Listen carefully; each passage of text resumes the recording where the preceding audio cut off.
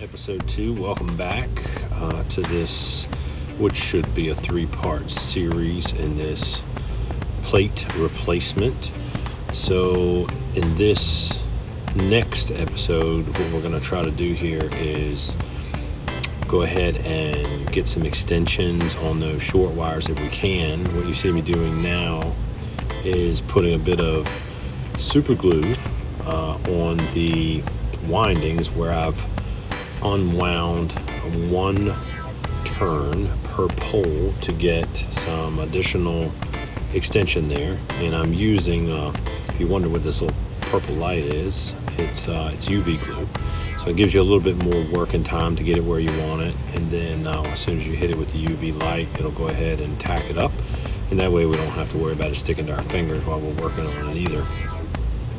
So those single winds, just to keep them from coming unwound any further and keep the windings nice and snug, just went ahead and put that on there, and that way I don't have to worry about if I bump those wires while I'm working on the short extensions that we're going to put on.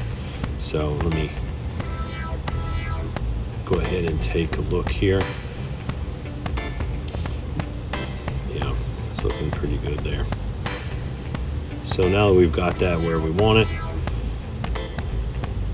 we can go ahead and start focusing on the short wires. And what we'll need to do here is get them cleaned up a little bit. We want to make sure that we get that enamel coating off of that original wire. Again, being extremely careful with the sandpaper as we sand this.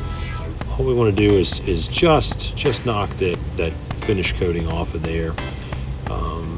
With these wires, typically they break right at the tabs, and so they're going to be pretty clean anyway where they were soldered on, but we just want to knock a little bit of that off just to make sure that it's super clean before we go ahead and try to tin those.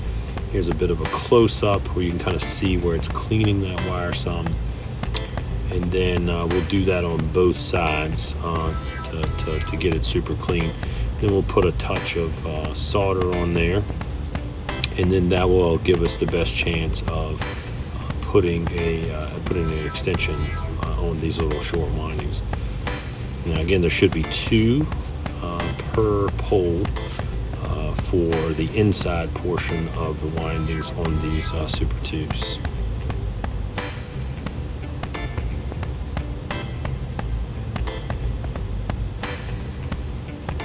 This is a pretty boring piece of the process, but one that is absolutely critical in the step. Now, every once in a while, you'll have it to where there are the 2 wires are still united by a little touch of solder, which in its own way is not a terrible thing, because that tells you that there's already solder on the wire and it's already stuck very well. The adhesion there is very good, and so you won't have to do much with it in terms of getting it ready for those extensions. But still always good to just get a little brush on here with the sandpaper, brush that off a bit, just get it cleaned up. As you can see from the opposite side of the armature, it's pretty dirty, so it gets any of that oil or grime residue off of there.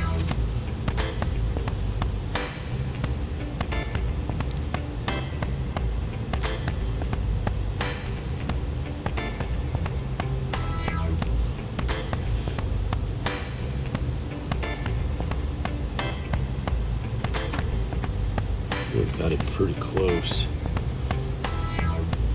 See there's 2 wires on that piece. Those are the wires that are what are going to be, I would call, the tail end of that winding.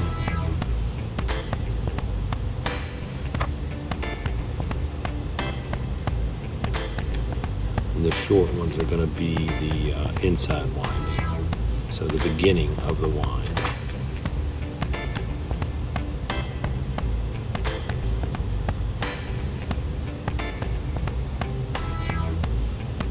Clean these off, and I like to just go ahead and prep them all, because if something's going to happen, let's just do it now and get it over with, versus just do one at a time, go through the hassle of adding these extensions on one at a time, and then say you get down to the last one, and now you've broken one beyond repair, and you've wasted all that time. So if we're going to break one, more than likely it's going to come in the sanding process. Beyond that, I would say the next most critical phase is actually when you go to wind them back on to the tabs themselves, and at that point, you know, you've already spent a good bit of time going through that process. So nothing you can do about it at that point in time.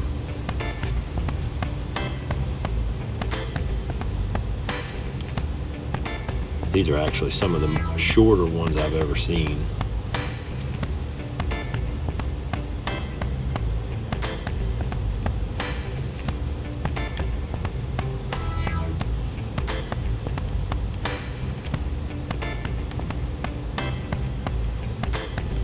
You can see that that side of the armature where it's got the red on it.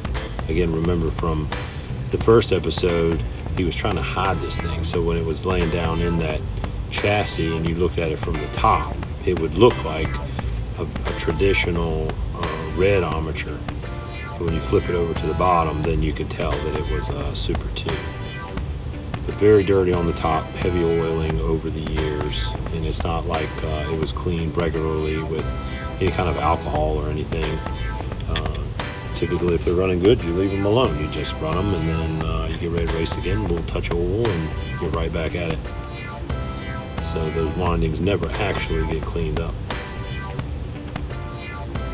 So now you're here, you can see we've got a little bit of solder there on the tip of the soldering iron, and I put a little touch of flux on there just to give me the best chance of getting that solder to stick. And we'll just touch these just a little bit, make sure they've got a decent fresh coat of solder on there. When we go to put the extensions on, we'll do the same, and they'll have that fresh new solder on, so it should help with the bonding process.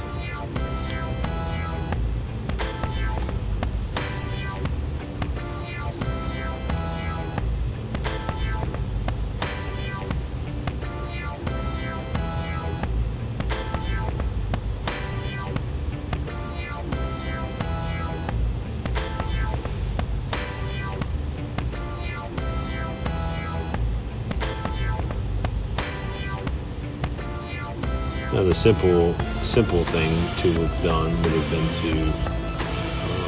to just completely undo all the windings and just rewind the armature back to its original specification, which I've done a few of. I've bought several that were pretty damaged in terms of the wires, and I've also purchased some where the actual shaft down the center was damaged. For whatever reason, I've seen quite a few where you put the gear on the top, they'll either get warped or like lose a piece or something, you know, whatever the case may be, and then they'll get to the point where the brass gear, or if you're a Super 2 fanatic, you're going to put the silver gear back on the top, which is the core of it's still brass, where it won't stay anymore.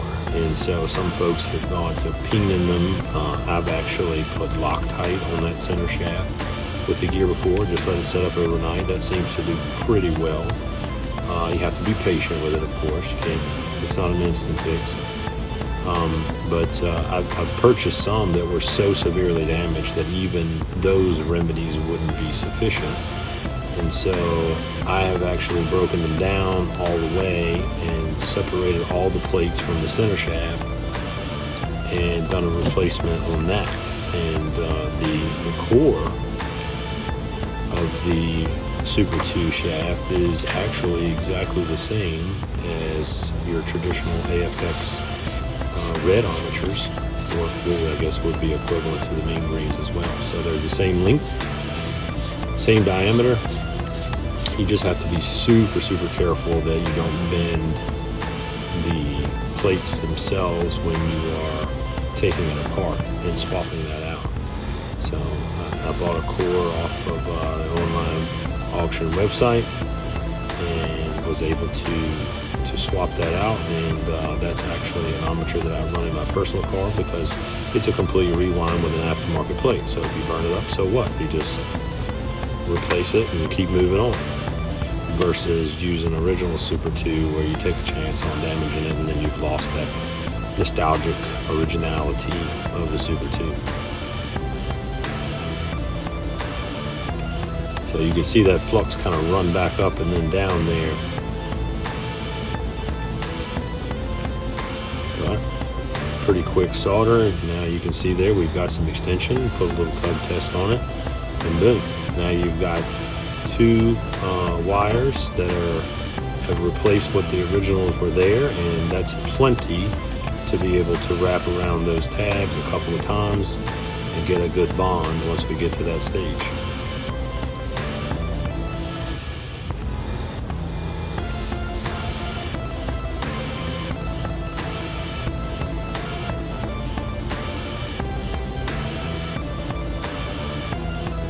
Sometimes they won't bond perfect, so it won't be a true end-to-end, if you will, connection, but that's okay.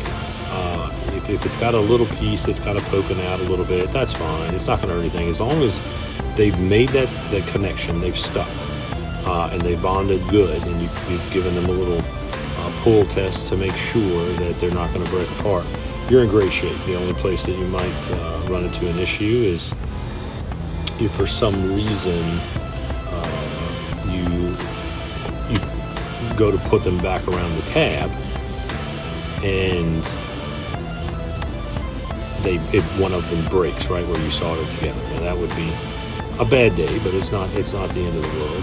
You can always replace it and fix it, but the idea is as you rewind them, you're very, very careful about that and you're conscious about it. And once it's attached, you'll see a little trick I do here when we get to the episode 3 that I use to keep them from moving around. So here we go with the extension wire. Again, just putting a little bit of flux then solder on the end of that. And so that way all we have to do is get it hot enough for the two soldered pieces to bond each other. And it's not like we're forcing it or trying to get it to stick right in the middle of the process all at the same time.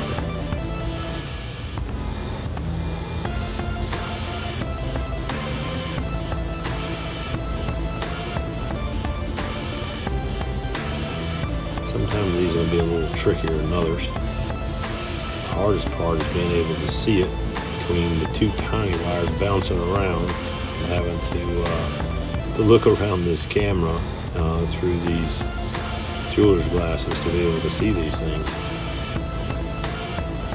Of course, I'm getting older too and my eyes aren't nearly as good as they used to be. So that doesn't help.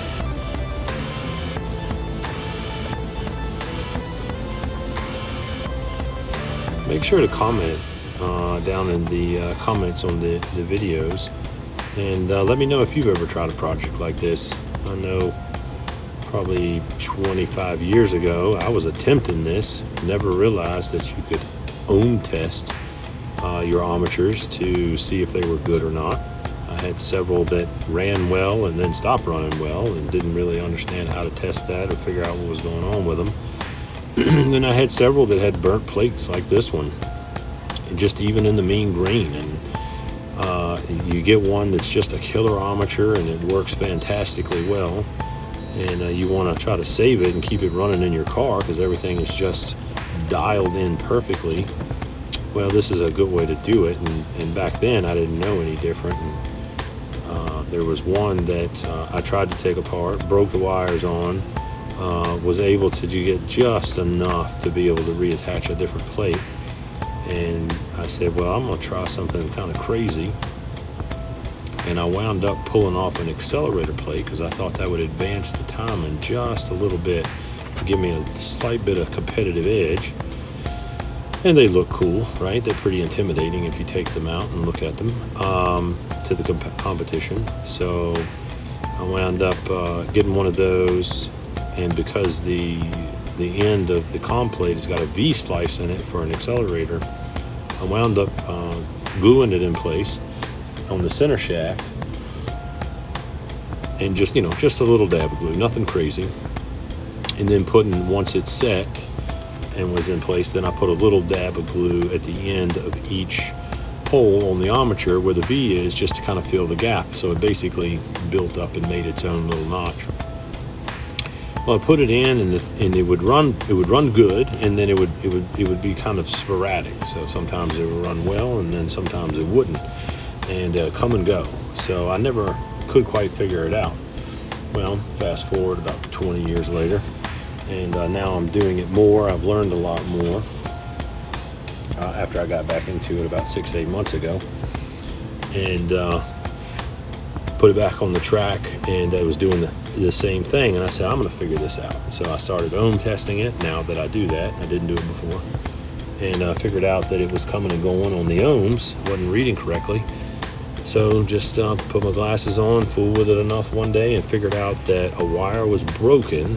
But what was happening was one of those wires was looped under the other, and it was a single wind per pole, and it was making contact, and it would get hot and lose contact, and then cool and make contact, and so it was coming and going. But once I figured that out, I was able to undo it, clean it up, reattach it, and that thing runs like a scalded dog now. So I was pretty pleased about that.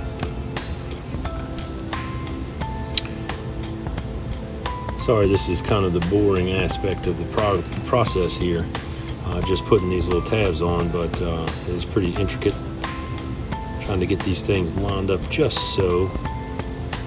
And then another tricky part is once you get the solder hot, then it wants to stick to the soldering iron rather than let go. As you can see right there, stuck to it. So we got to just hit the sweet spot.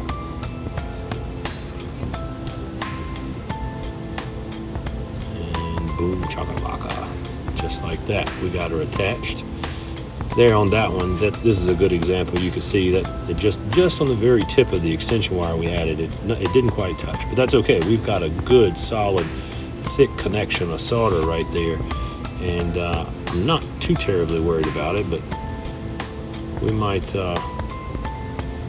take a look at it. It just depends. I don't know. It comes and goes. Let's give it another shot and see what happens.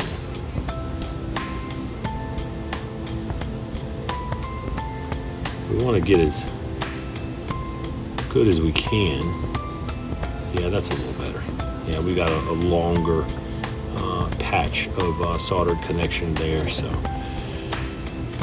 in terms of that connection, you're not connecting through the end. Electricity actually flows on the outside of the wire anyway.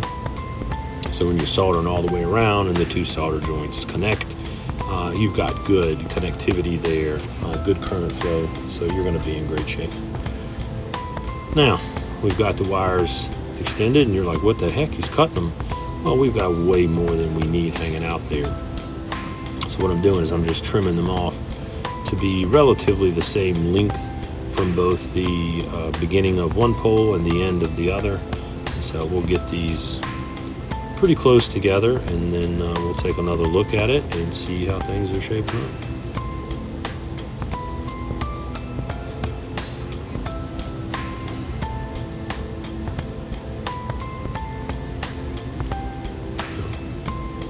See there, we got 4 wires.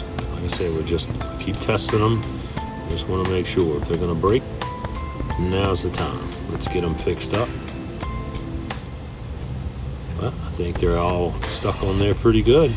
Just take a quick close-up. Remember, like and subscribe. Click the thumbs up. Hit that little bell. That way you'll know when the next video drops. And as always, we do appreciate you watching these videos.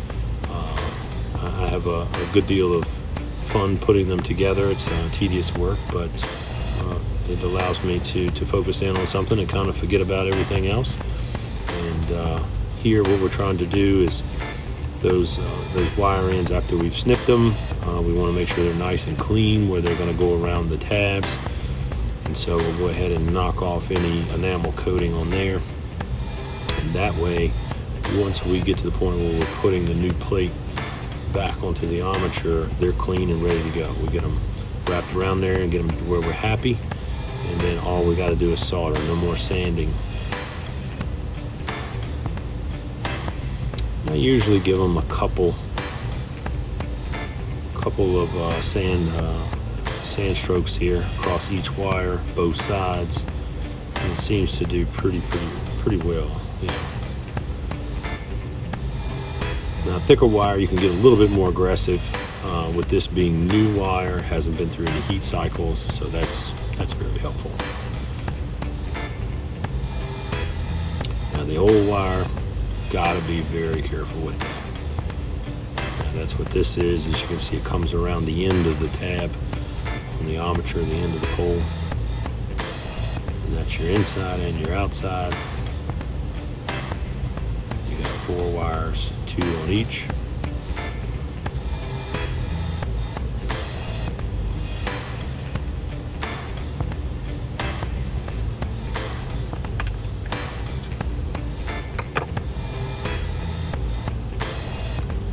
Checking everything, make sure they're all there.